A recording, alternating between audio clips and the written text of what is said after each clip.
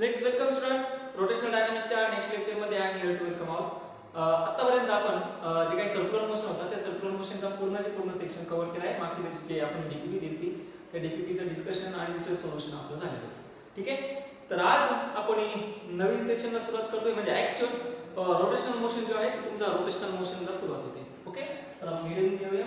So rotational dynamics is rotational dynamics. So what we have basic study about that. So यामध्ये जे मला basic requirement आहे ती basic requirement पहिले तुम्ही फुलफिल करून घेतो त्यानंतर पुढे जातो. त्याच्यामध्ये पहिल्यांदा मला घ्यायचा आहे तो म्हणजे सेंटर ऑफ मास. कशाला म्हणायचं ऍक्च्युअल सेंटर ऑफ मास? तुम्हाला माहिती आहे कशाला म्हणणार सेंटर ऑफ मास? ऍक्च्युअली आपल्या याच्यावर पूर्ण एक टॉपिक झालेला आहे.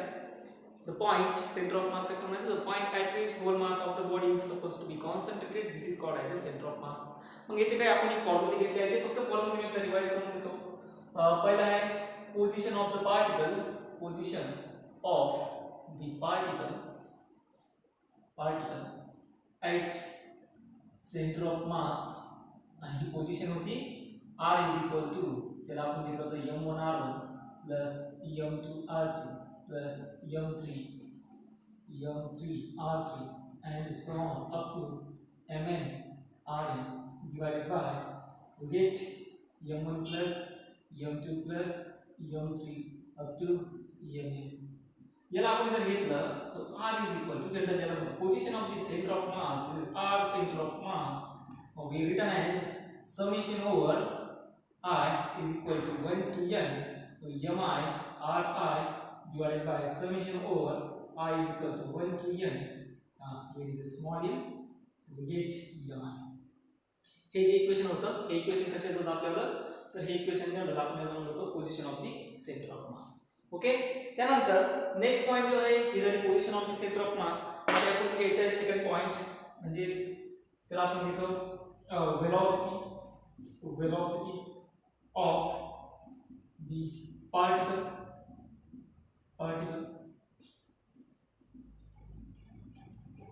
at center of mass. At center of mass. मग याला कसं घेतो? velocity center of mass is equal to m1 v1 plus m2 v2 plus mn vn up to so on divided by m1 plus m2 up to mn vn divided by as to mn. आणि याला जर एका form मध्ये द्यायचा असेल तर याला आपण लिहितो v centre of mass is equal to summation over I is equal to 1 to n mi vi divided by summation over I is equal to 1 to n mi. So this is the position of particle at center of mass. This is the velocity of the particle at center of mass. यानंतर seminal concept आपण घेत होतो. हे तुमचं माहिती तुम्हाला तुम्ही एकदा रिवाइज करून घेऊ राहिलो. आणि याचा नेक्स्ट होता acceleration of the center of mass. So third point, acceleration of the particle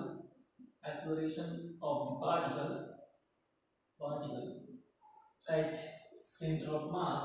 So here is the acceleration of the center of mass is equal to mi, or we call it as m1 a1 that is the acceleration first object.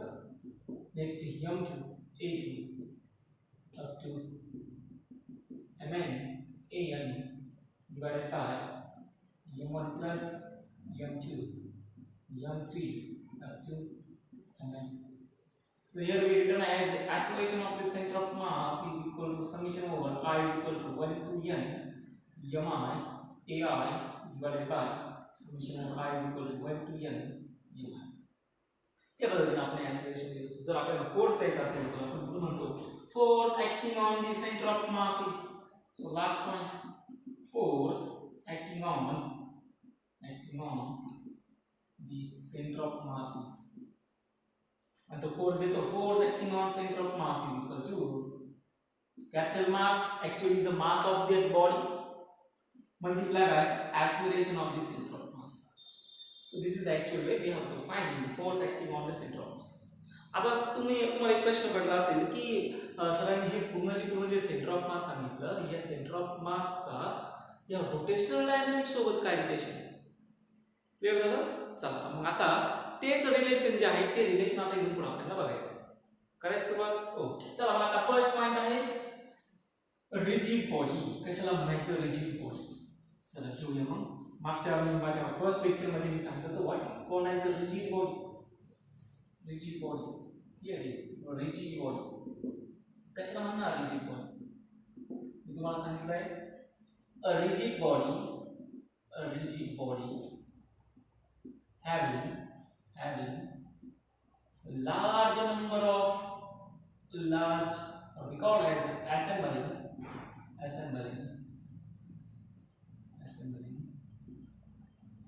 large number of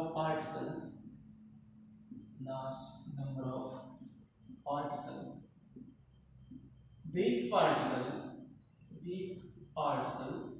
is not change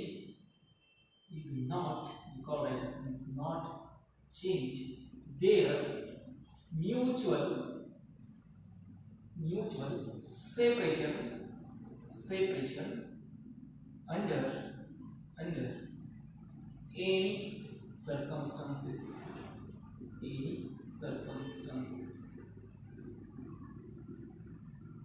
This body is called as a rigid body. कसं बघा, आपल्याकडं ही एक rigid body आहे. I called as this is a rigid body. आता ही जर एक rigid body असेल तर समजा मी काय करतो, याला रोटेट करतो. आणि रोटेट करता असताना हे काही पार्टिकल्स आहेत. हा एक पार्टिकल आहे, इथं हा दुसरा पार्टिकल आहे, हा तिसरा पार्टिकल आहे. याला म्हणतो मी P1. This is called as a P2. This is called as a P3. आता काय व्हायला पाहिजे, समजा मी ही जी सीडी आहे, ही डिस्क आहे, मी रोटेट केली. आणि ज्यावेळेस रोटेट करणार आहे त्यावेळेस काय व्हायला पाहिजे होतं, तर P1, P2 आणि P3 यांची जी पोझिशन किंवा P1 आणि P2 मधलं हे दोघांमधलं सेपरेशन, हे डिस्टन्स किती आहे, त्याला मी R1 घेतो. P1 आणि P2 आणि P3 मधलं सेपरेशन. त्यानंतर P1 आणि P2 मधलं जे सेपरेशन आहे, this distance is called as R1. This distance is called as R2. आणि त्यानंतर P1 आणि P3 मधलं जे डिस्टन्स आहे ते डिस्टन्सला म्हणतो मी R3. आता काय झालं, ज्यावेळेस मी या डिस्कला रोटेट करतोय त्यावेळेस काय व्हायला पाहिजे होतं, तर हे दोन्ही पार्टिकल एकमेकांच्या जवळ यायला पाहिजे होते. हे दोन्ही पार्टिकल एकमेकांच्या जवळ यायला पाहिजे किंवा सेपरेशन म्हणजे ते दोघांचं जे म्युच्युअल सेपरेशन आहे ते चेंज व्हायला पाहिजे.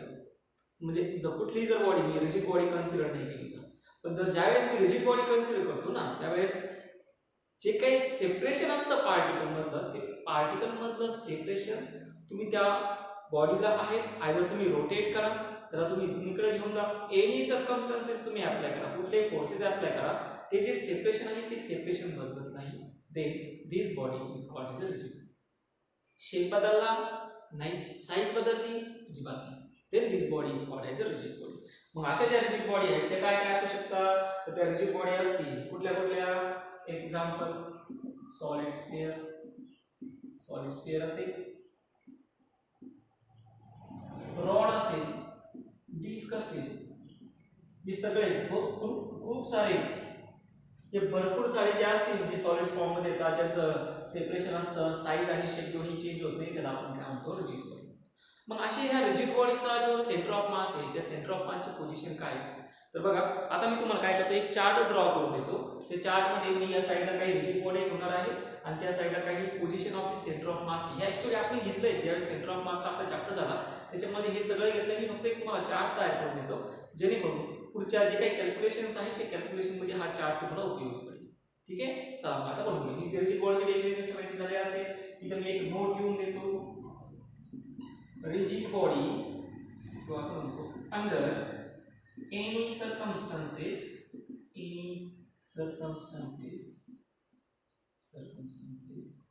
the rigid body is not change their shape and size.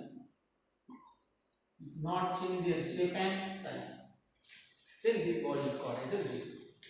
Clear झालं? इझी. सध्या हे एकदम बेसिक आहे. हे बघा समजून घ्या.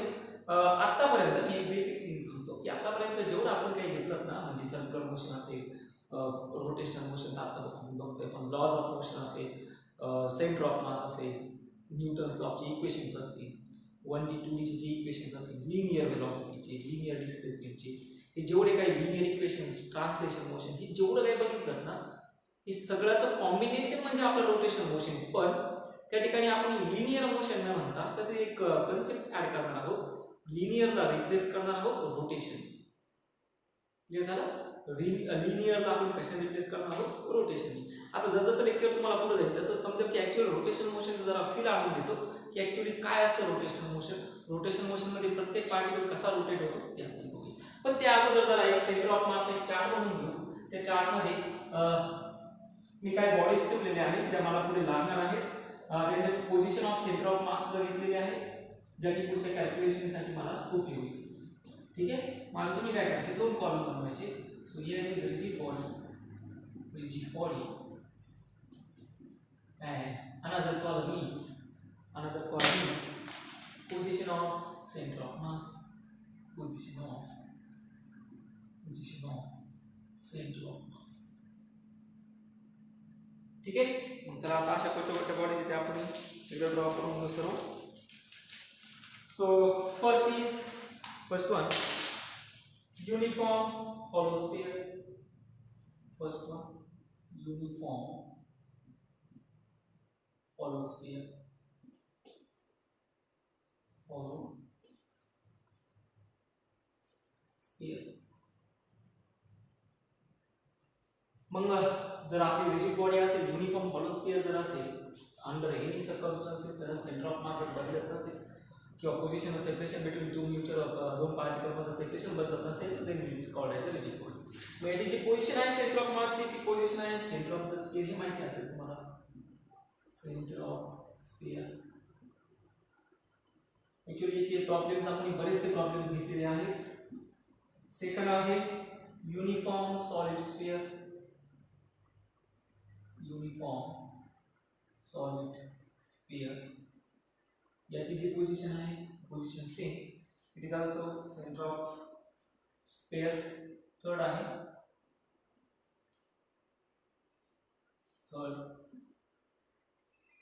Uniform circular ring. Uniform circular ring.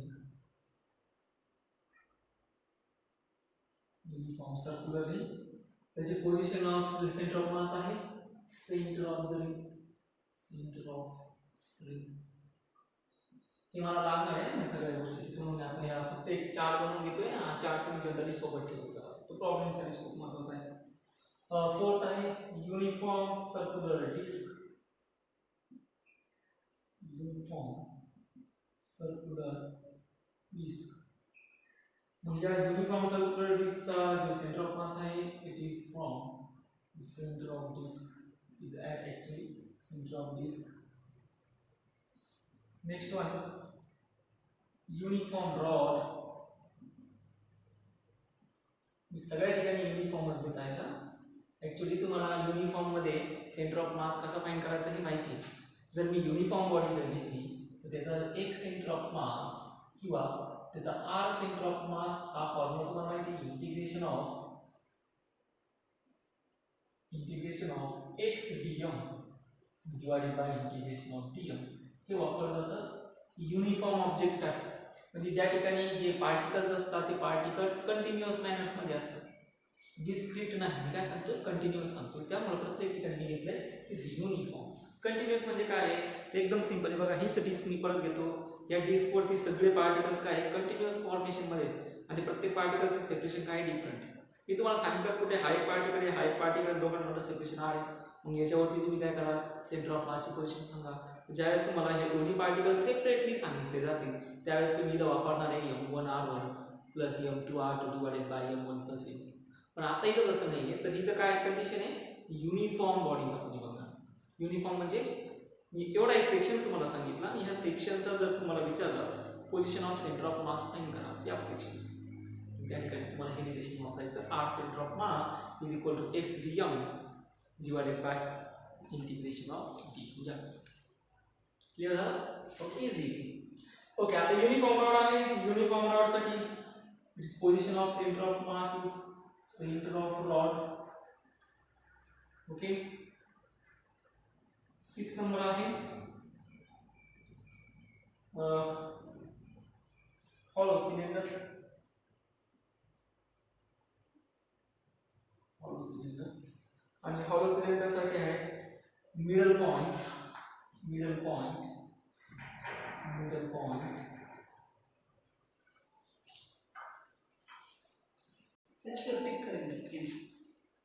so hollow cylinderची पोझिशन आहे सेंटर ऑफ मास ची, it is a middle point of the axis of cylinder, of the axis of cylinder.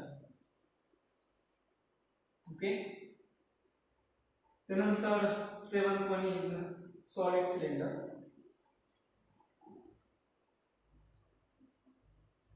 आता जो सॉलिड सिलेंडर आहे, सॉलिड सिलेंडर मध्ये middle point, position of center of mass, middle point, okay, of the axis of cylinder, same position. आणि त्यानंतर last one 8 one तो आहे त्याच्यानंतर कोन or pyramid, आणि हा खूप महत्त्वाचा आहे, कोन ऑर पिरामिड. तुम्हाला माहिती आहे की position of the centre of mass at a distance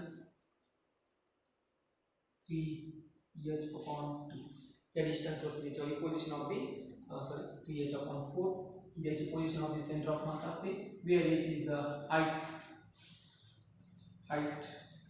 of the cone. याचे बरेचसे प्रॉब्लेम आपण आपला जो सेपरेट चॅप्टर झाला सेंटर ऑफ मास मध्ये, याचे बरेचसे प्रॉब्लेम घेतले, तुम्ही याला 2 मिनिटं पॉज करून कंप्लीट करू शकता. सो आता चार्ट घेतला, तो चार्ट आपला सांगत होता की जी पोझिशन आहे सेंटर ऑफ मासची, पोझिशन पुढे असेल सेंटर. ठीक आहे, आता नेक्स्ट जसं की रिजिड बॉडी आहे, आपण नेक्स्ट बघणार आहोत की what kind of motion of that rigid body, ते आता आपण बघायचं आहे. So next is what kind of motion, what kind of motion, kind of motion of rigid body, of rigid body heavy. ठीक आहे, रिजिड बॉडी म्हणजे काय हे सगळ्यांना समजलं असेल असं कन्सिडर करतो. आता जी रिजिड बॉडी आहे ती रिजिड बॉडी ऍक्च्युअली कुठल्या टाईपच्या मोशन मध्ये येऊ शकते. मग आपण काय करूया, जसं की आतापर्यंत आपण काय करतो, पॉइंट ऑब्जेक्ट सगळ्या ठिकाणी आपण कन्सिडर करतो. हा एक पॉइंट ऑब्जेक्ट आहे. हा पॉइंट ऑब्जेक्ट आपण ज्या वेळेस लिनियर मोशन मध्ये घेतला, देन ऑब्जेक्ट काहीतरी वेलोसिटी जात असेल जी ऍक्च्युअली पोझिशन असणार आहे, आणि हे जे मोशन होतं त्याला 1 डायमेन्शन असेल 2 डायमेन्शन असेल, या मोशनला आपण लिनियर मोशन म्हणलो. ह्या लिनियर मोशन मध्ये एक सिंपल केस कन्सिडर होते की object is moving from point A, is not repeat their motion at point A. तो पॉइंट ए पासून जात असेल तर परत त्या पॉइंट ए पाशी येत नाही, या टाइपचे जे मोशन्स असतात ते असतात लिनियर मोशन. दुसरा घेतला आपण सर्क्युलर मोशन, की ऑब्जेक्ट ज्या पॉइंट पासून ऍक्च्युअल पोझिशन ऑफ मोशनला सुरुवात झाली त्याच पॉइंट पाशी येणं, then this is called as a circular motion. पण या सगळ्या दोन्ही केसेस मध्ये, म्हणजे जे लिनियर मोशन घेतलं, जे सर्क्युलर मोशन घेतलं, या दोन्ही ऑब्जेक्ट मध्ये, या दोन्ही टाइपच्या मोशन मध्ये आपण ऑब्जेक्टिव्ह कन्सिडर करत होतो. This object is a point object. Object काय कन्सिडर करत होतो आपण, it is a point object. But now आता रिजिड बॉडी मध्ये आपल्याला पॉइंट ऑब्जेक्ट घेऊन नाही चालणार, तर आपण एक कंप्लीट बॉडी कन्सिडर करतो. आता ह्या बॉडीचे आपल्याला मोशन्स बघायचे. ठीक आहे, आता सुरुवात करू. पहिला लिनियर, त्याला म्हणूया आपण pure translation motion. So first one is when rigid body is in, first one pure translation motion, pure translation motion. मग आता हे प्युअर ट्रान्सलेशन मोशन काय ते समजून घेऊ. मी काय करतो, we take our rectangular box and we place in a inclined plane. या पद्धतीचा एक inclined plane घेतला, हा अँगल आहे इथं, this is the inclined plane ABC, AC. It is actually inclined plane with having an angle, this angle theta, and this is actually height. आता काय केलं, हा जो inclined surface होता, या inclined surface वरती मी हा एक rectangular box, हा rectangular box, this is the rigid body. मग हे rigid body कशावर समजलं, तर याच्यामध्ये जेवढे काही सर्कमस्टन्सेस अप्लाय करणार आहे, जेवढे काही फोर्सेस आपण अप्लाय करणार आहे, या फोर्सेस अप्लाय करत असताना दोन पॉइंट मधलं डिस्टन्स म्हणजे हा पॉइंट घेतो आम्ही, this one point is P1 and this one point is P2. या दोघांमध्ये जे सेपरेशन आहे ते सेपरेशन बदलणार नाही. Then this body is called as a rigid body. आता झालं काय, तर ही रिजिड बॉडी, रेक्टँग्युलर बॉक्सची रिजिड बॉडी ही काय इन्क्लाइन सरफेसवरती ठेवली तर काय होणार, ड्यू टू ग्रॅव्हिटी हा काय होणार, स्लाइड डाऊन होणार. म्हणजे हा ब्लॉक जो असेल it is moving in downward direction. मग आता ज्यावेळेस हा ब्लॉक डाऊनवर्ड डायरेक्शनला मूव्ह होत होता त्यावेळेस मी काय ऑब्झर्वेशन्स केले. ठीक आहे, मग आता ते ऑब्झर्वेशन्स काय ते बघू पहिल्यांदा. So first one observations. What are observations we have taken. Observation. मग आता ह्या ऑब्झर्वेशन मध्ये मी बघितलं की जो रेक्टँग्युलर बॉक्स होता त्या रेक्टँग्युलर बॉक्सचे जेवढे काही पार्टिकल्स होते ते सगळेचे सगळे पार्टिकल्स सेम डायरेक्शनला अलाइन होत आहेत. सेम डायरेक्शन म्हणजे ब्लॉक जर खाली चालला असेल तर त्यांची जी वेलोसिटीची डायरेक्शन आहे ती सुद्धा सेम. फर्स्ट ऑब्झर्वेशन काय आहे, the all moving object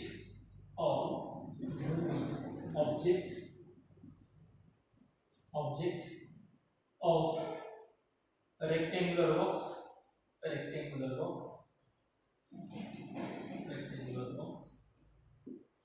are aligned in the same direction. Okay, असं म्हणतो the all moving object, sorry मला ऍक्च्युअली ऑब्जेक्ट नाही सांगायचं, all moving particles सांगायचं. Okay sorry.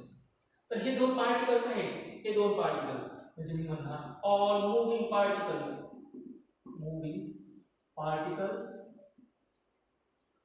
in the rigid body are aligned in the direction of motion. It's perfect.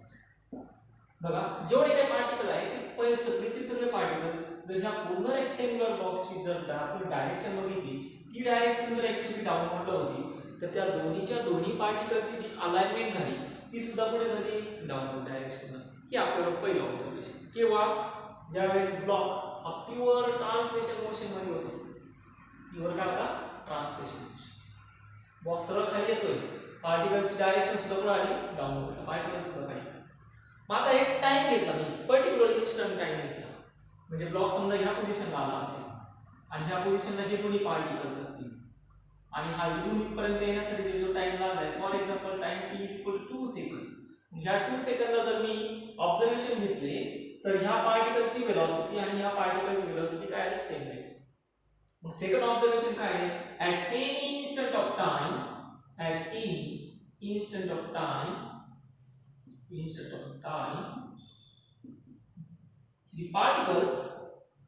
the particles have or particles moving with the same velocity.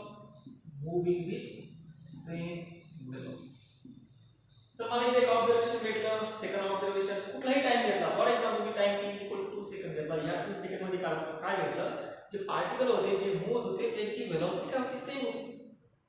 मग ह्या दोन्ही observation वरून मी एक conclusion काढलं.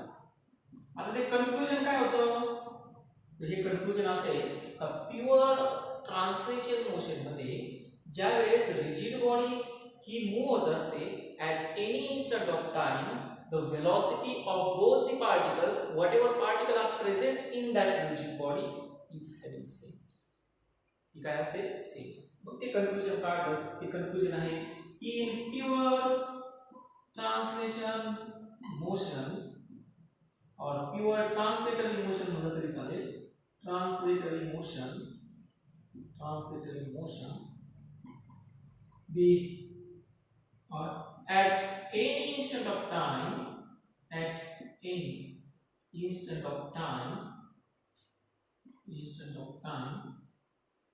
every particle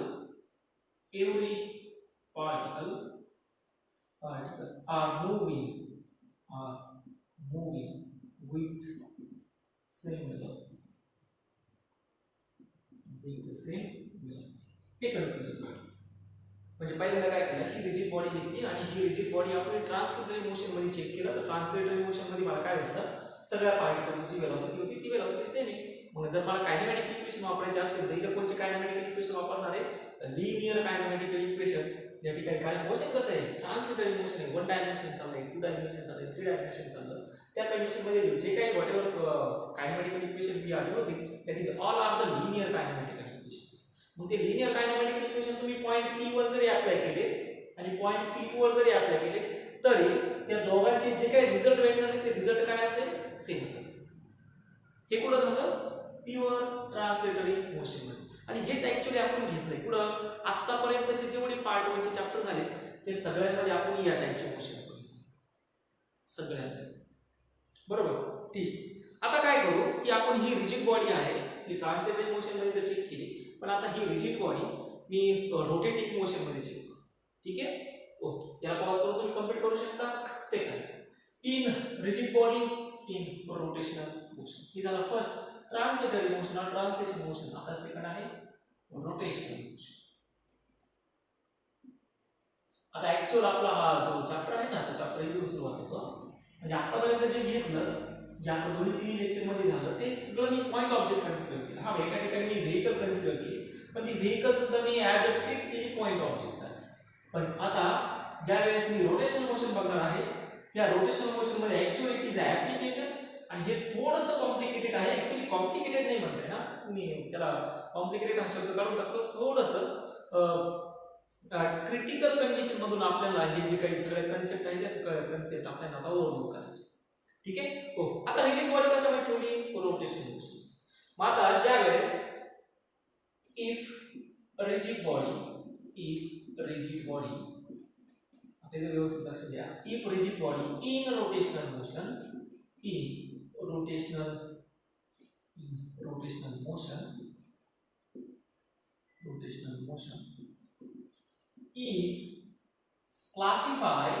is classified into three categories.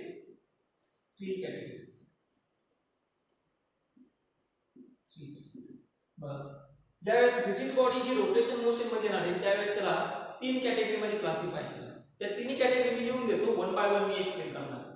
First one rigid body किंवा rotation of rigid body, rotation about an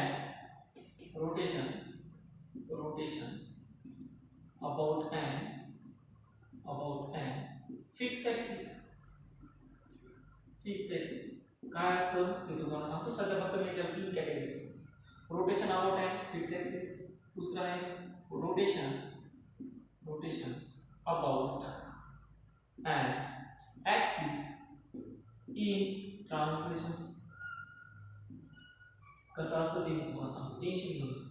rotation about an fix axis, दुसरा आहे rotation about an axis in translation, आणि third आहे rotation about N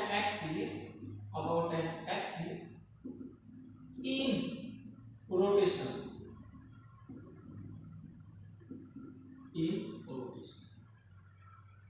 ठीक आहे? तर आता ह्या 3 कॅटेगरीज आपल्याला बघायचे. मग आता ह्या 3 कॅटेगरीज बघत असताना आपण काही कन्सेप्ट आहेत त्या कन्सेप्ट विषयी आपण आता डिस्कस करणार आहोत. ओके? ठीक.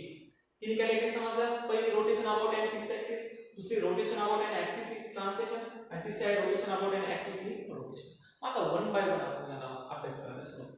काय करू? पहिली फर्स्ट कॅटेगरी हे सगळं रफ करतो. तुम्ही पॉज करून नोट्स काढू शकता. ओके. First one. आता हे थोडंसं व्यवस्थित लक्ष द्या. मी म्हणजे जनरल एक्झाम्पल देणार आहे. ते जनरल एक्झाम्पल आपण बघूया काय असतं. So first one is rotation about an fix axis. याच्यामध्ये एक कॉमन पॉइंट भेटणार आहे. तो कॉमन पॉइंट आपण सगळ्या ठिकाणी युटिलाइज करायचा. बघा, रोटेशन ऑफ रिजिड बॉडी म्हणतो मी याला, ऑफ रिजिड बॉडी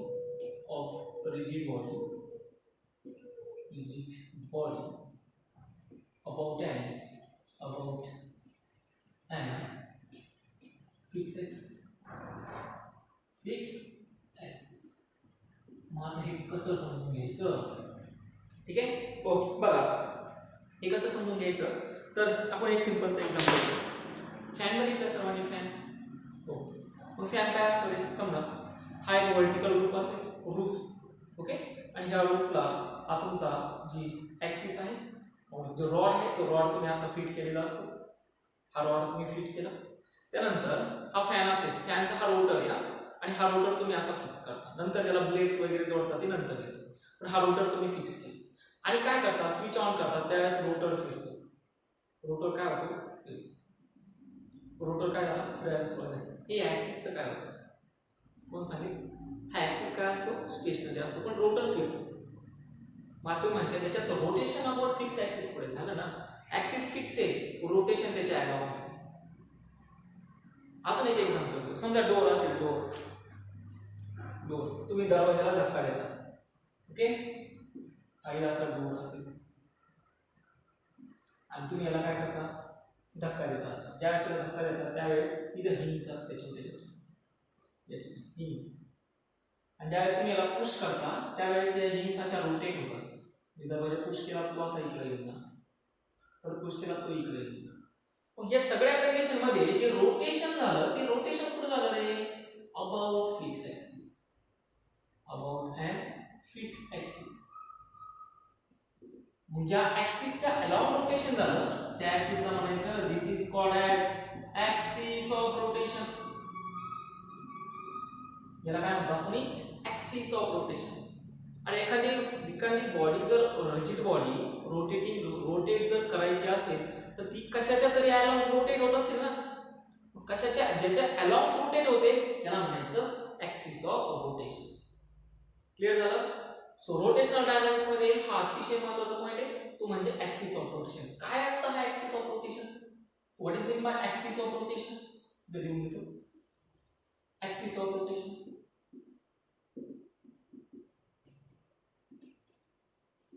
कशाला म्हणायचं axis of rotation? It is an imaginary line, it is an imaginary line perpendicular to plane of circular path. Okay, आता हे सर्क्युलर पाथ काय, ठीक आहे, इमॅजिनरी लाईन तर समजलं, पण इथं काहीतरी एक नाव आलंय सर्क्युलर पाथ. आता याचं सिंपल एक्झाम्पल घ्यायचं म्हणजे मी परत एकदा फॅनचं एक्झाम्पल घेतो. ठीक आहे, हा रूप असेल, त्याला या पद्धतीने हा रॉड असा फिक्स असणार आहे, ठीक आहे. त्याच्यानंतर या ठिकाणी असा रोटर असेल, या पद्धतीचा असा रोटर असणार आहे.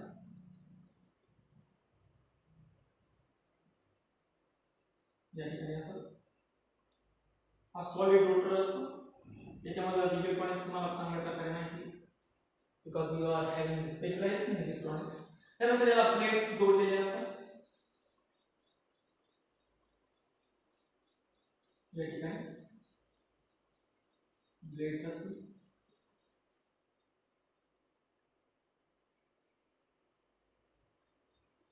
काय कुठल्या कंपनीचा असो, आपण त्या कंपनीची काही घेणं नाही, आपण कंपनीची पब्लिसिटी करत नाही. ओके, या ठिकाणी अशा पद्धतीने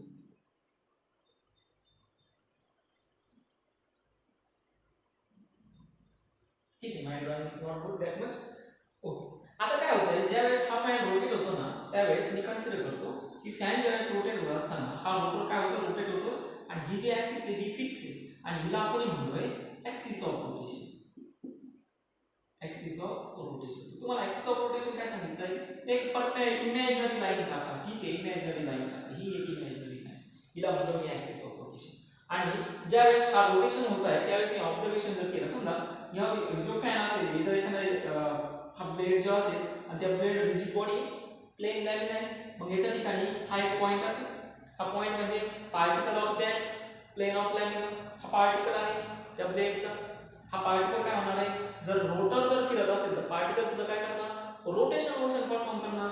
मग हा पार्टिकलने सुद्धा काय केलं, या पद्धतीनं रोटेशन मोशन परफॉर्म केलं. बघा कशा पद्धतीचा असेल तुम्हाला सांग. समजा हा फॅन आहे, बरोबर, हा फॅन आणि हा त्याचा काय ऍक्सिस ऑफ रोटेशन, आणि ही फॅन असा रोटेट होतोय. समजा हा एक पार्टिकल, बरोबर का, आणि हा पार्टिकल आता रोटेट व्हायला सुरुवात झाली. ऑब्झर्व करा व्यवस्थित, पार्टिकल ज्यावेळेस रोटेट होतोय त्यावेळेस तो पार्टिकल सर्क्युलर मोशन परफॉर्म करतोय. पार्टिकल काय करतो, सर्क्युलर मोशन परफॉर्म करतो. आणि हा जो पार्टिकल आहे, हा पार्टिकल या ऍक्सिस ऑफ रोटेशन पासून काहीतरी डिस्टन्स आहे. ते डिस्टन्स म्हणतो मी r, तो पार्टिकल आहे p1. मग हा पार्टिकल काय करतोय, तर ज्यावेळेस रोटेट होत असतो त्यावेळेस तो या पद्धतीने एक सर्क्युलर मोशन परफॉर्म करतोय. ज्यावेळेस हा पार्टिकल सर्क्युलर मोशन परफॉर्म करतो त्याची जी ऍक्सिस ऑफ रोटेशन आहे त्या ऍक्सिस ऑफ रोटेशनला ही जी सर्क्युलर पाथ आली आहे ती सर्क्युलर पाथ कशी आली आहे, परपेंडिक्युलर. तेच ते लिहिलं, it is an imaginary line perpendicular to plane of circular path. हेच म्हणतो प्रत्येक बघायचं बघा. हा पार्टिकल आहे कोणता आहे, p1. हा p1 काय करतोय, सर्क्युलर मोशन परफॉर्म करतो. सर्क्युलर मोशन म्हणजे जनरली तो रोटेट होतोय, पण पार्टिकल आपण कन्सिडर केला सिंगल पार्टिकल, तर ते काय केले, सर्क्युलर पाथ परफॉर्म केली. आणि जो प्लेन होता त्या सर्क्युलर पाथचा, हा जो प्लेन आहे हा plane perpendicular to the axis of rotation आला. बघा ही ऍक्सिस ऑफ रोटेशन आहे, या ऍक्सिस ऑफ रोटेशनला हा प्लेन कसा आलाय, परपेंडिक्युलर. हे जे सर्क्युलर मोशन हे कसं आलं, परपेंडिक्युलर. ओके, मग काय म्हणायचं ऍक्सिस ऑफ रोटेशनला, it is an imaginary line perpendicular to the plane of circular path. ठीक आहे, अजून काय होतंय बघा, जर मी आता सेंटर बघितला या ऑब्जेक्टचा, हा पॉइंट p होता, हा रोटर होता, याचा जर हे डिस्टन्स होतं, हे डिस्टन्स किती r1, आणि हा जो सेंटर होता, हा सेंटर कुठे आहे, centre is lies on the axis of rotation. Centre कुठे आला, ऍक्सिस ऑफ रोटेशन. मग अशा मी दुसरा एक पार्टिकल घेतो, या फॅनचा हा एक पार्टिकल घेतला, हा पार्टिकल सुद्धा म्हणजे या ब्लेडचा हा एक पार्टिकल घेतला, हा पार्टिकल सुद्धा सर्क्युलर मोशन परफॉर्म करतोय, आणि याचा डिस्टन्स किती आहे, याचा डिस्टन्स आहे r2, आणि याचा सुद्धा सेंटर कुठे आला, ऍक्सिस ऑफ रोटेशन. तुम्ही कुठेही घ्या पॉइंट, तुम्ही कुठल्याही पॉइंट, जो पॉइंट आहे रिजिड बॉडीचा, तुम्ही पार्टिकल कुठेही घ्या, त्याचा जो सेंटर आहे तो सेंटर नेहमी येऊन जाणार आहे ऍक्सिस ऑफ रोटेशन. मग ऍक्सिस ऑफ रोटेशन काय आहे, it is an imaginary line perpendicular to the plane of circular path about an moving rigid body and is the collection of all centers किंवा collection of centers of all the circular path.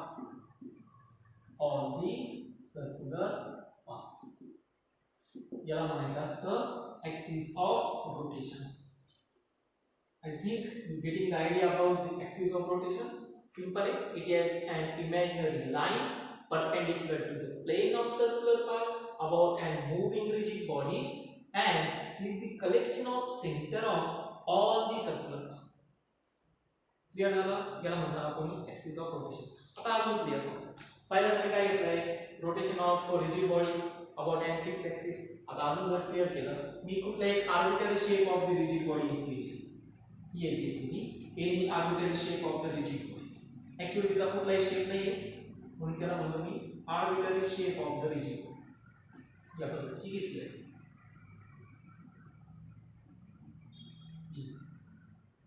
Arbitrary shape of the rigid. Now आता ही जी rigid body आहे, ही rigid body actually here is actually axis of rotation. This is the axis of rotation. आता जे तिन्ही cases घेतल्या त्याच्यामध्ये एका ठिकाणी म्हणतोय about and fix axis, about and axis in translation, about and axis in rotation. त्याच्यामध्ये जे अबाउट अँड ऍक्सिस घेतलंय ते अबाउट अँड ऍक्सिस म्हणजे ऍक्सिस ऑफ रोटेशन. मग ते ऍक्सिस ऑफ रोटेशन एकदा फिक्स असेल, ते ऍक्सिस ऑफ रोटेशन एकदा ट्रान्सलेशन मध्ये येणार आहे, आणि ते ऍक्सिस ऑफ रोटेशन एकदा रोटेशन मध्ये येणार. मग याचे सगळे एक्झाम्पल. ओके, मग आता पहिला आहे म्हणजे जे पहिल्या केसचे जेवढे काही ऑब्झर्वेशन आहे ते सेम ऑब्झर्वेशन या बाकीच्या उरलेल्या दोन्ही केसमध्ये येणार. ठीक आहे,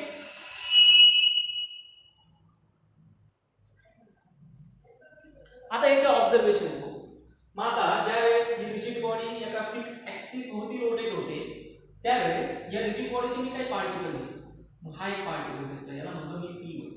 हा दुसरा पार्टिकल घेतला, याला म्हणतो मी p2. आणि हा तिसरा पार्टिकल घेतला, याला म्हणतो मी p3. आणि p1 जो होता तो ऍक्सिस ऑफ रोटेशन पासून किती डिस्टन्स वरती होता, ते डिस्टन्स म्हणतो मी r1. इथे म्हणतो me let p1 be the particle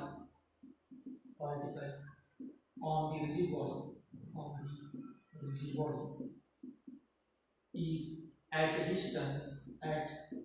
distance r1 from the axis of rotation, on the axis of rotation. झालं. आता ही जी बॉडी आहे ही अशी रोटेट होते म्हणजे तिथं काहीतरी डिस्प्लेसमेंट ती कव्हर करणार आहे, म्हणजे सगळे पार्टिकल काहीतरी डिस्प्लेसमेंट कव्हर करणार आहे. जसा P1 R1 एवढ्या डिस्टन्स वरती आहे, त्याच पद्धतीने P2 सुद्धा किती डिस्टन्स वरती आहे, R2 एवढ्या डिस्टन्स वरती आहे. आणि P3 actually axis of rotation वरती आहे, त्याच्यामुळे डिस्टन्स किती आहे 0. आता हे जे काही मी तुम्हाला ऑब्झर्वेशन सांगणार आहेत ना, हे सेम ऑब्झर्वेशन्स तुमच्या rotation about an axis in translation मध्ये असणार आहे आणि rotation about an axis in rotation मध्ये सुद्धा असणार आहे. मी त्याचे फक्त लास्टला एक्झाम्पल सांगत चालणार आहे आणि ऍक्च्युअली जे पूर्ण दोघांचं जे काही एक्सप्लेनेशन आहे, ऑब्झर्वेशन, ते सगळं मी याच्यामध्ये कव्हर करून घेतो. ठीक आहे. आता ही बॉडी रोटेट होते म्हणजे याच्यावर काहीतरी अँग्युलर डिस्प्लेसमेंट, अँग्युलर वेलोसिटी असते. रोटेशन मध्ये येतं ना प्रेझेंट, कोणची असते अँग्युलर वेलोसिटी. मला ज्यावेळेस ही बॉडी रोटेट होते त्यावेळेस पॉइंट P1 सुद्धा रोटेट होणार आहे आणि पॉइंट P1 ला काय केलं, एक सर्क्युलर पाथ कव्हर केला. सिमिलरली P2 ला सुद्धा काय केलं, एक सर्क्युलर पाथ कव्हर केला. आणि P3 तो ऑलरेडी त्याचा डिस्टन्स 0 आहे, तो ऍक्सिस ऑफ रोटेशन ची सर्क्युलर पाथ 0. त्यानंतर ज्यावेळेस मी सर्क्युलर पाथ परफॉर्म केला त्यावेळेस त्याचा सेंटर कुठे आला, ऍक्सिस ऑफ रोटेशन वर. किती C1. हे ऍक्च्युअली ऍक्सिस ऑफ रोटेशन कसं म्हणतात, is the collection of centre of all the circular path. All the circular path जो काही सेंटर असेल तो कुठे असणार आहे, axis of rotation. He axis of rotation होती सेंटर असेल C. काय म्हणतो आपण इथे, P1 be the particle on the rigid body at distance r1 from the axis of rotation, then its circular path is perpendicular to axis of rotation, and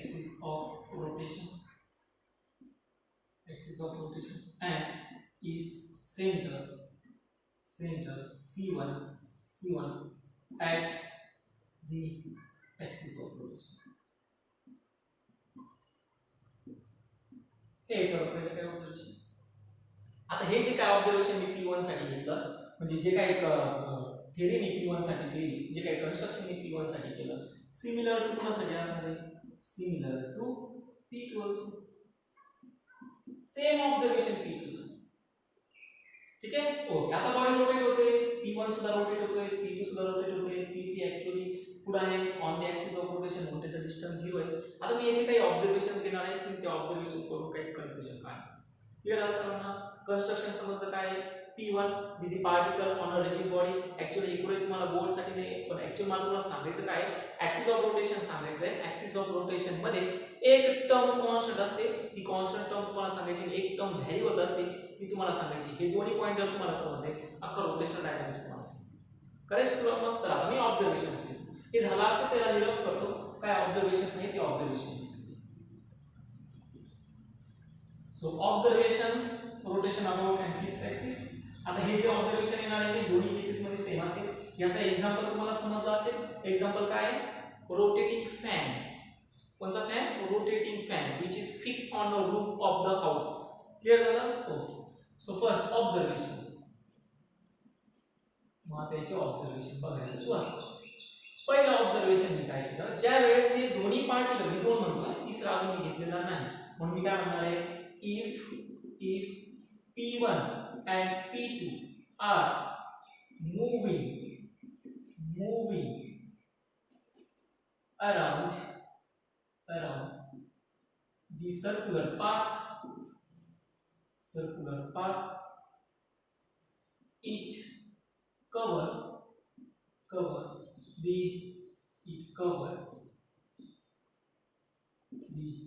same angular displacement. बघा आता हा point जरा महत्त्वाचा आहे. काय cover केलं त्यांनी, same angular displacement.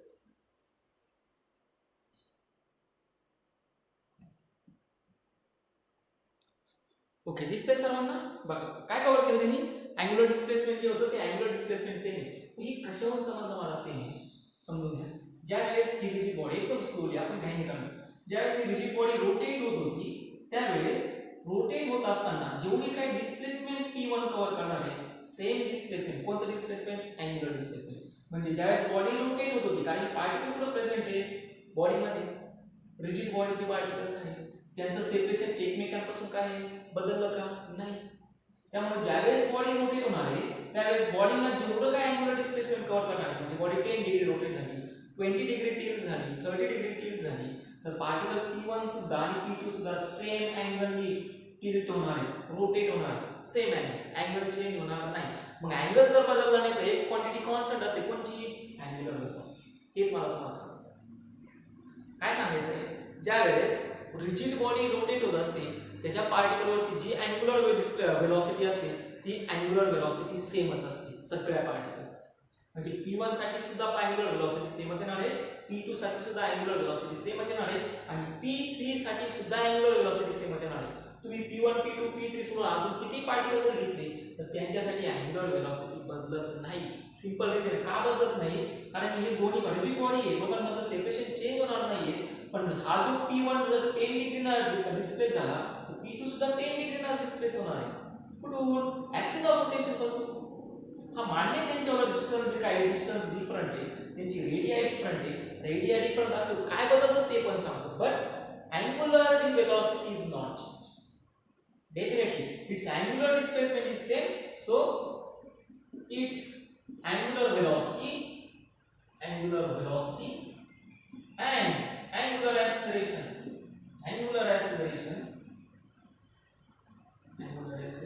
is same. कायम स्वरूपी लक्षात ठेवायचं काय असणार आहे अँग्युलर डिस्प्लेसमेंट आणि अँग्युलर वेलोसिटी काय असेल सेम असेल का अँग्युलर डिस्प्लेसमेंट असेल. ठीक आहे. आता तुमच्या मनात जी आहे शंका की हे दोघांचं जर डिस्टन्स डिफरंट असेल तर मग व्हेलॉसिटी कोणची बदलणार आता ते सेकंड बट किंवा असं P1 and P2 are different किंवा differ in radii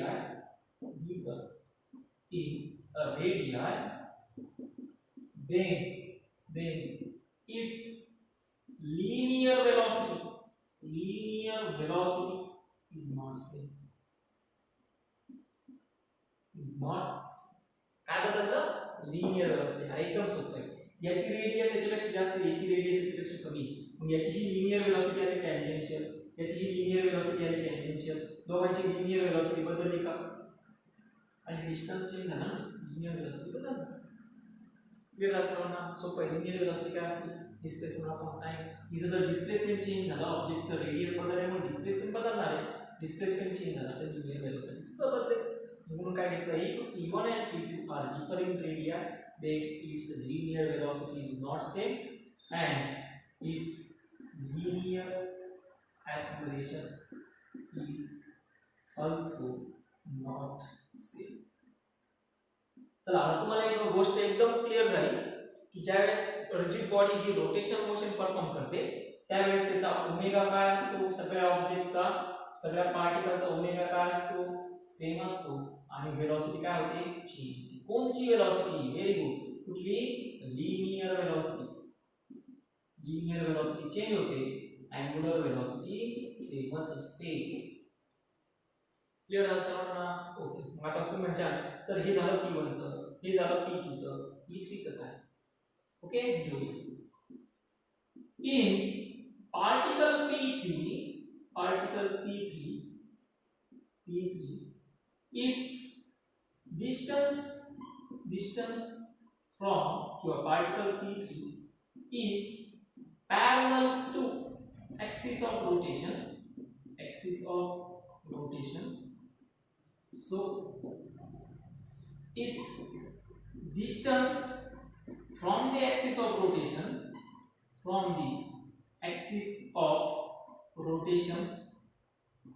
is 0. आहे का 0 बघा पार्टिकल P3 पुढे आहे on the axis of rotation आहे parallel to the axis of rotation आहे. आपल्याला काय पाहिजे जर पार्टिकल P1 आणि P2 हे कसे होते perpendicular to the axis of rotation होते यांची सर्क्युलर पाथ कशी होती त्या सर्क्युलर पाथ कशी होती त्या पाथचा प्लेन कसा होता परपेंडिक्युलर होता. पण इथं तसं काही आहे का नाही पार्टिकल पुढे आहे ऍक्सिस ऑफ रोटेशन होती त्याचं डिस्टन्स किती आहे 0. मग तो सर्क्युलर पाथ परफॉर्म करणार आहे का अजिबात नाही. That's why because particle P3 is parallel to the axis of rotation, so its distance from the axis of rotation is 0. distance from the axis of rotation is 0 means r is equal to 0. So then असं लिहितो then it's not is not performing the rotational motion. Clear होतं सर्वांना? एकदम simple concept आहे बघा. Observations काय काय आहे? पहिलं observation P1 and P2 are moving around the circular path. Its circular path plane of the circular path is perpendicular to the axis of rotation and both are having the same angular displacement. So both particles is having same angular displacement, then similarly it's having same angular velocity and same angular acceleration. म्हणजे जे velocity ज्या rigid बॉडीची असेल तीच P1 ची असणार आहे, तीच P2 ची असणार आहे. अँग्युलर वेलोसिटी कोणाची बदलणार नाही. बदलणार काय मग? सेपरेशन रेडिया चेंज झाली, सर्क्युलर पाथची रेडिया चेंज झाली तर लिनियर वेलोसिटी काय होते? चेंज होते. सर्क्युलर मोशन मध्ये घेतली रेडिया जर चेंज झाली तर लिनियर वेलोसिटी काय मध्ये बदलणार आहे. हेच ते. आणि जो पार्टिकल ऍक्सिस ऑफ रोटेशन वरती आला, जो particle axis of rotation he fix axis आहे. मग जो पार्टिकल ऍक्सिस ऑफ रोटेशन वरती आला तो सर्क्युलर मोशन परफॉर्म करणार का? अजिबात नाही. त्याची सर्क्युलर पाथ येईल का? अजिबात नाही. काय? डिस्टन्स. हे डिस्टन्स. क्लियर झालं? So this is about the rigid body, about and fix axis. हे सेम ऑब्झर्वेशन बाकीच्या दोन्ही केसेस मध्ये येणार. आता मी फक्त त्याचे एक्झाम्पल सांगतो. ऑब्झर्वेशन मध्ये काही पाथ चेंजेस नाही. ऑब्झर्वेशन दोन constant, angular velocity same, linear velocity change. Particle on the axis of rotation, then its rotational motion is not performing the rotational motion. Clear झालं? हा पॉइंट क्लियर झाला. Rotation of rigid body, about and fix axis सगळ्यांना समजलं असेल. आता मी पुढे जातो. Second point rotation of rigid body, about. आता मी तुम्हाला फक्त एक्झाम्पल सांगत चालणार आहे. त्याच्यामध्ये ऑब्झर्वेशन वगैरे काही येऊ देणार नाही. सेम ऑब्झर्वेशन केला आहे. So rotation of rigid body, about and translatory about an axis in translation. आता बघा रे, ऍक्सिस काय होती? फिक्स होती. आता ऍक्सिस काय आहे? ट्रान्सलेशन मध्ये. मग ऍक्सिस ट्रान्सलेशन मध्ये म्हणजे याचं कोणतं एक्झाम्पल बघा. तुम्ही सर्वचे सर्व बाईक चालवता, मुलं सुद्धा आणि मुली सुद्धा 100% खोटं बोलू नका, बरोबर? ज्यावेळेस तुम्ही बाईक चालवता त्यावेळेस काय होतं? जर व्हील्स तुम्ही जर बघितले तर जे काही व्हील्स आहेत व्हेकलचे व्हील्स, ते सगळेचे सगळे व्हील्स रोटेट होत असतात. कोण म्हणतं ट्रान्सलेट होतं? रोटेट होतं, बरोबर? हो, व्हील्स रोटेट होतात. रोटेट होत असताना त्या ॲज वेल ॲज ट्रान्सलेट सुद्धा होत असतात. जर तुम्ही व्यवस्थित ऑब्झर्वेशन जर केलं तर तुम्हाला असं दिसेल की समजा ही व्हेकलची व्हील आहे, बरोबर? त्याच्यानंतर हा ग्राउंड सरफेस आहे,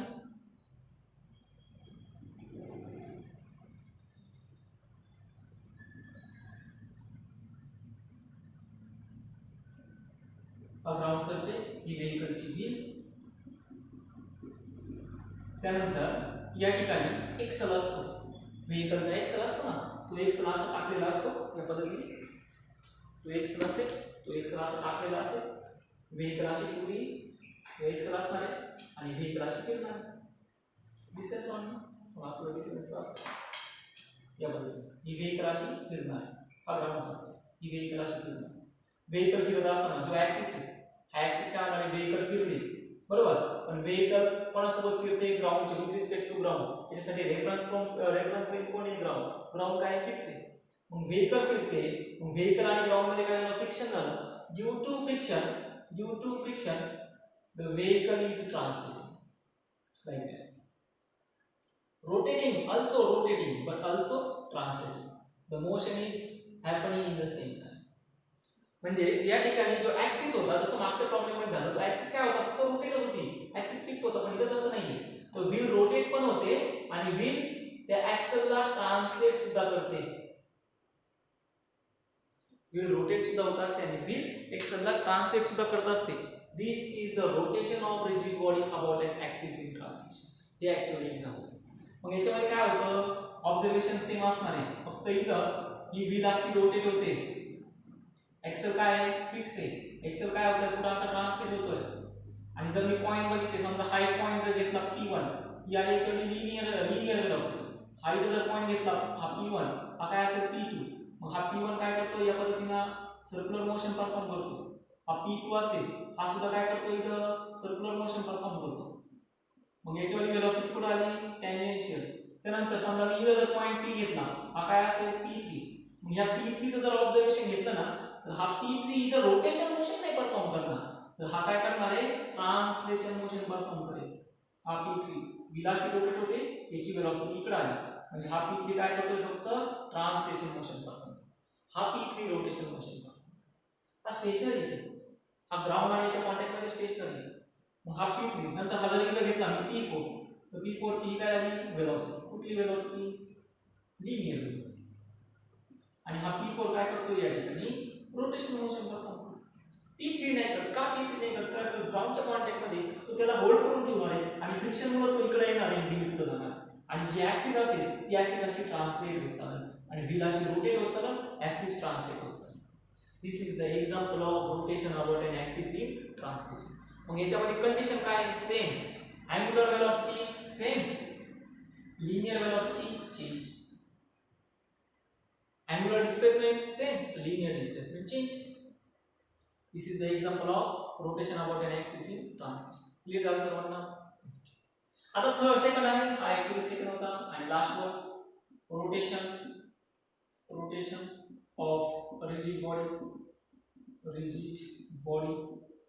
अबाउट an axis. जैसे एग्जांपल काय है vehicle V. This is the actual example. Rotation about rigid body about an axis in rotation. आता जी axis आहे ती axis काय होते रोटेट होते. इथे axis काय होते ट्रान्सलेट झाली. इथे axis काय होते रोटेट होते. कशी रोटेट होते सगळ्यांना टेबल फॅन माहिती टेबल फॅन सगळ्यांनी बघितला असेल. मी थोडासा प्रयत्न करतो टेबल फॅन मला जमतो का 101% जमणार नाही पण तरी मी प्रयत्न करतो. हा टेबल फॅनचा पहिला हा जो असतो स्टँड असतो त्याच्यानंतर याला या पद्धतीने असं इथं रोटर असेल आणि हे फॅन असं या ठिकाणी असं रोटेट होईल. ठीक आहे हा फॅन असा रोटेट होतो. याची ही as a axis of rotation ही पुढे झालेली आहे ही ॲक्सिस ऑफ रोटेशन. तर ही ॲक्सिस ऑफ रोटेशन जर बघितली तर ही फिक्स आहे पुढे एका पॉइंटला. This is the point. या पॉइंटला काय ती फिक्स आहे आणि this is the axis of rotation. मग आता ही ॲक्सिस ऑफ रोटेशन या पॉइंट पासून काय होते अशी ऑसिलेट होते अशी फॅन तर रोटेट होऊच राहिला. फॅन काय होतं रोटेटच होतं. फॅन कंटिन्युअसली रोटेट होतं. ही ॲक्सिस ऑफ रोटेशन. तर ही ॲक्सिस ऑफ रोटेशन काय करते फॅन ज्यावेळेस रोटेट होत असतो त्यावेळेस ही ॲक्सिस ऑफ रोटेशन सुद्धा रोटेट होत असते. ही ॲक्सिस ऑफ रोटेशन सुद्धा काय होत असते रोटेट होत असते. Okay he axis of rotation या पद्धतीने अशी रोटेट होते. So this is the example of rotation of rigid body about an rotation. मग याच्यामध्ये काय होणार आहे याच्यामध्ये मी हा पार्टिकल घ्या कुठलाही पार्टिकल घ्या तो पार्टिकल सुद्धा काय करणार आहे सर्क्युलर मोशन परफॉर्म करणार आहे. त्याची परत अँग्युलर वेलोसिटी सेम असेल लिनियर वेलोसिटी चेंज होणार आहे. ओके त्याचे जेवढे काय ऑब्झर्वेशन आपण पहिल्या एक्झाम्पल मध्ये घेतले पहिल्या मोशन टाइप ऑफ मोशन मध्ये घेतले ते सेम ऑब्झर्वेशन सेकंड असेल ते सेम ऑब्झर्वेशन थर्ड असणार आहे. क्लियर झालं. फक्त याच्यामध्ये जी ऍक्सिस होती ती ट्रान्सलेट झाली आणि याच्यामध्ये ती ऍक्सिस होती ती रोटेट झाली. Oscillating fan. मग याचं एक्झाम्पल काय आहे so it's example is oscillating fan.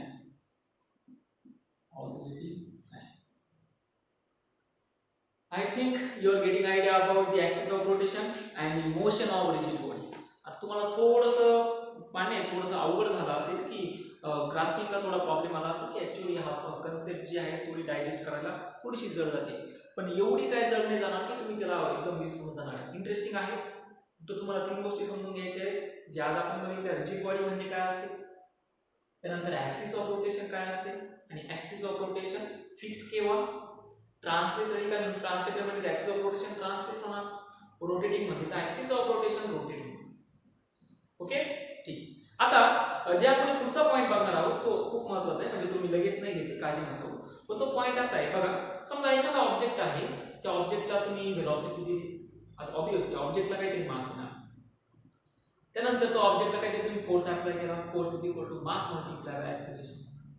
त्या ऑब्जेक्टला काहीतरी एनर्जी दिली, kinetic energy. Object obviously rest होता, ती रेस्ट कोणची, पोटेन्शियल एनर्जी किती असते, mgh. ऑब्जेक्ट पुढे ट्रान्सलेट झाला, ती कोणची एनर्जी असणार आहे, kinetic energy half of mv². Force apply केला, मास मल्टिप्लाय बाय ऍक्सेलरेशन, त्याला काहीतरी मोमेंटम भेटणार. मोमेंटम मध्ये सुद्धा काय आलं, मास. मग आता हे जेवढं काय आपण बघितलं ना, ते पॉइंट ऑब्जेक्टचं ट्रान्सलेटरी मोशन होतं लिनियर मोशन. सर्क्युलर मोशन असेल तर सर्क्युलर मोशन. पण त्याच्यामध्ये आपण मास घेतलाय, mass. Force is equal to mass multiply by acceleration. त्यानंतर तो पॉइंट ऑब्जेक्ट होता म्हणून त्याचा मास स्पेसिफाय होता. पण आता इथं तसं नाहीये. इथं आपल्याला काय आहे, रिजिड बॉडी. मग ह्या रिजिड बॉडी मध्ये आपल्याला रोटेशनल मोशन मध्ये मास साठी एक एनालॉगस क्वांटिटी शोधायची. कशा पद्धतीने बघा, जर तुम्ही व्यवस्थित ऑब्झर्वेशन केलं तर लिनियर वेलोसिटी मधलं equation, kinematical equation v is equal to u plus at. Rotational motion मधलं kinematical equation omega is equal to omega 0 plus alpha multiply by v. मी तर काय केलं, लिनियर वेलोसिटीला एनालॉगस रोटेशनल मोशन मध्ये रिलेशन लिहून घेतले होते. ती घेतलेली बघा, v रिप्लेस केला ओमेगाने, u रिप्लेस केला ओमेगा 0 ने, ऍक्सेलरेशन रिप्लेस केला angular acceleration. Linear angular, linear angular, linear angular. Linear velocity, angular velocity, linear acceleration, angular acceleration. Time the same. त्याच पद्धतीने मला लिनियर वेलोसिटी मधलं जे काही मास आहे ते ज्यावेळेस रोटेशन मोशन मध्ये येणार आहे त्यावेळेस ते मास मला रिप्लेस करायचं आहे. मग ते मास रिप्लेस कसं करणार, अजून एक एक्झाम्पल देतो. तुम्ही दरवाजा ढकलता, बरोबर ना, दरवाजा तुम्ही काय करता, पुश करता. ज्यावेळेस तुम्ही दरवाजा ढकलता त्यावेळेस तुम्ही असं पुढे ऑब्झर्वेशन केलं आहे का? मी फक्त एक बेसिक तुम्हाला आयडिया देतोय, त्यानंतर मी लेक्चर थांबवतोय. पण फक्त तुम्ही लक्षात घ्या, म्हणजे तुम्हाला समजेल मूवमेंट ऑफ इनर्शिया काय, तुम्हाला समजेल ऍक्च्युअली मूवमेंट ऑफ इनर्शिया काय. बघा, हा डोर असेल,